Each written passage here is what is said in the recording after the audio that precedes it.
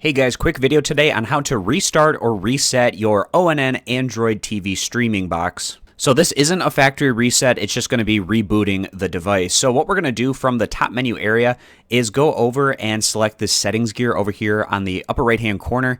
So once we get to the settings gear, we're going to click OK on that.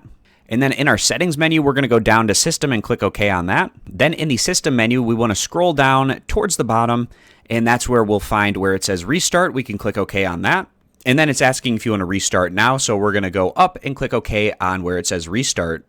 So the device is going to go through a reboot and restart phase. Now it is worth noting that another way that you could go about doing this is just simply unplugging your streaming device from the wall, waiting maybe about 30 seconds, plugging it back in, and then letting it reboot that way as well. I like going through the menu. Perhaps you have a situation where the plug is hard to reach or get to.